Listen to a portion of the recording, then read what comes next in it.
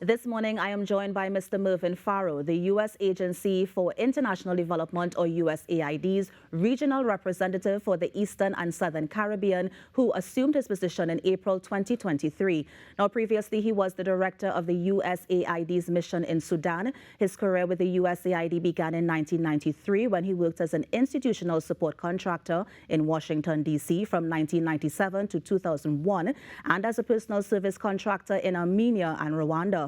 He has also served in Mali, Angola, and Haiti, and he joins us this morning to talk about USAID programs in the Caribbean. Mr. Farrow, good morning. Good morning, Kimberly. How are you this morning? I'm doing fine. How are you? Good. It's nice to have you here finally.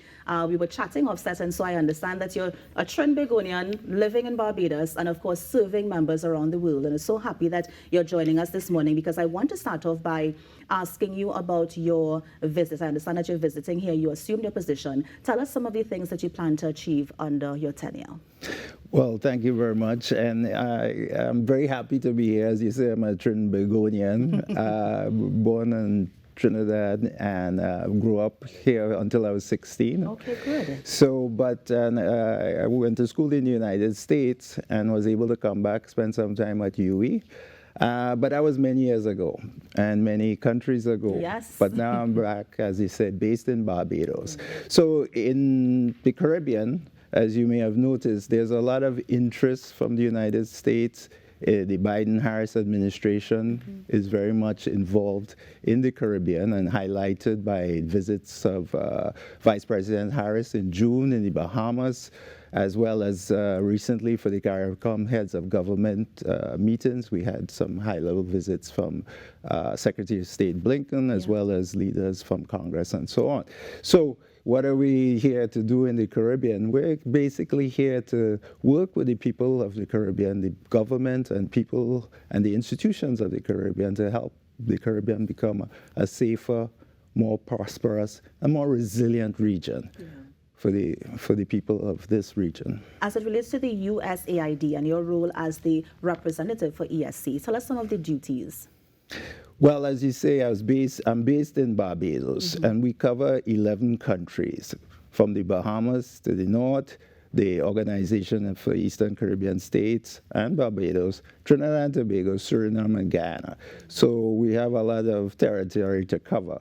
But basically, we work on regional programs that help foster sustainable economic development, promote democratic values, good governance, and of course, in this region, which, as you know, is prone to the effects of climate change, we support disaster preparation, relief and recovery efforts.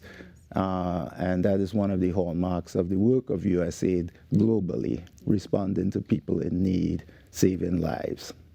Well, let me jump ahead a bit. I understand yesterday there was a laptop distribution for some students. Is that part of the mandate in terms of helping the citizens under that ESC territory? Yes. One of the issues that we deal with in the region is the issue of trafficking in persons. And the laptop distribution yesterday, in partnership with the government of Trinidad and Tobago, was to distribute some laptops that will go to residents, community residents from migrant, underage, minor, young women who have been trafficked. And that laptop is to help with skills development and life skills, as well as workforce skills and communication, even with family and so forth. So that was under the HEAL, Empower, Rise, Counter-Trafficking in Persons program implemented by the International Organization for Migration in partnership with the Office of the Prime Minister, Gender and Child Affairs. And we had the Honorable Minister Ayanna Webster Roy presided. Of course.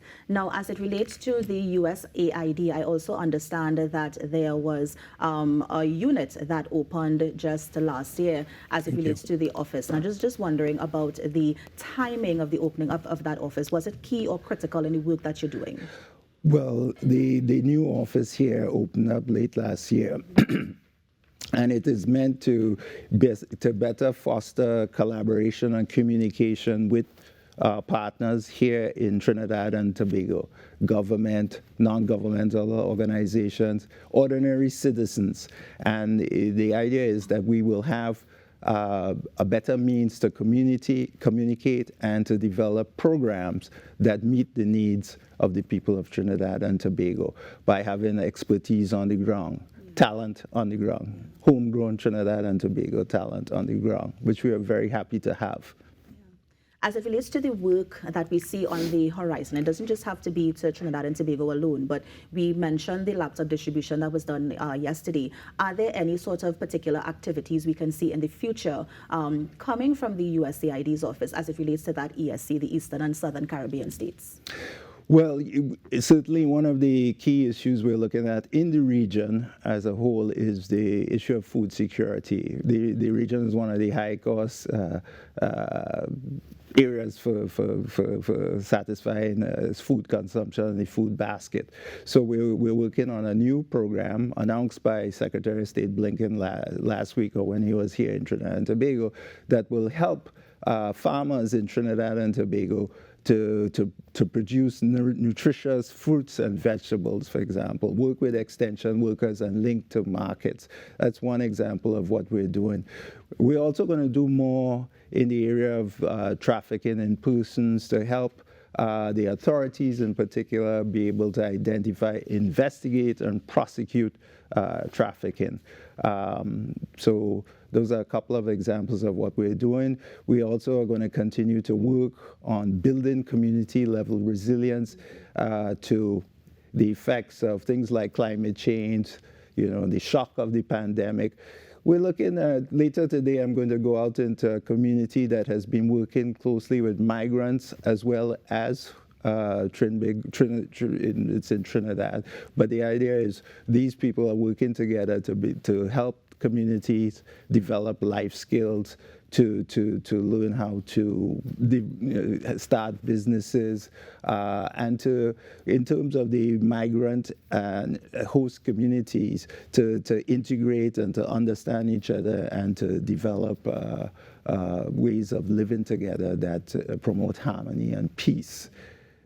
Good. Mr. Farrow, I know that you also have a background in agriculture and economics, so I could see that your background in that is definitely going to help with that food basket, the growing of food and agriculture, as you mentioned. Also, as it relates to the states, your particular state, do you see any particular trends or notice any things or any gaps that need to be filled? I know you mentioned the agriculture before, but do you see any trends among the nations where TNT does something better that maybe Suriname can benefit from and that you can take what you have here and implement it over there? Well, I'm glad you asked that, Kimberly, because Trinidad and Tobago is a sophisticated country. And I think what we want to do in the United States for the U.S. Agency for International Development is to partner with the government of people of Trinidad and Tobago to help them drive the change that they want to see. So one of the key issues, what I've heard, in particular, and it's something that's common across the Caribbean, is the issue of youth crime and violence, citizen security. And so we think that that is an area where if Trinidad and Tobago can make a significant difference in addressing that problem, then that will serve as a model for the Caribbean and perhaps even for other parts of the world. So I see that as something. Certainly, the private sector in Trinidad and Tobago is quite impressive, and we see the private sector as indispensable for driving development change and creating. So what we're trying to do is also work with government and the private sector and other stakeholders to create the enabling environment so that businesses can prosper as well. So it's a complex situation. Climate change is a big issue, and we have to address that. So we are working with the disaster management units in all the islands to enable people to be more prepared, to be resilient, and to be able to recover from the effect of climate change. So we're focused on clean energy, energy efficiency and adaptation to climate. So one of the things that we're going to be really focusing on in the next few months is trying to develop activities that will drive private sector investment into activities that foster energy transition, clean energy transition, as well as the adaptation to the effects of climate change. How do you manage that? Mr. Farrow, I have to ask as well. I know it may have started under your tenure with the donation of the 15 laptops for the St. Jude's Home for Girls. How is the USAID willing to partner with Trinidad to address our migrant situation here locally? Because, you know, we have migrants coming in from different parts of the world, and there are some challenges with that. And so is USAID maybe on board to assist us with that issue as well? Well, certainly we're on board, and we have been working with migrant and host communities here in Trinidad and Tobago. And the example you cited is the 15 laptops. Yes. So we are working with the communities as well as the institutions that support protection, yes, as well as integration, if you will. So I think in various ways we can look to see what are the opportunities that we can bring American expertise as well as regional expertise, use technology, support people in living dignified lives. We understand migration is a problem across the region, Latin America and the Caribbean. Here in Trinidad and Tobago, we have a chance to demonstrate to the world the best of the Caribbean, the kind of people that I know as a Trinbagonian, even though it's been a long time since I lived in the region, yes, that we are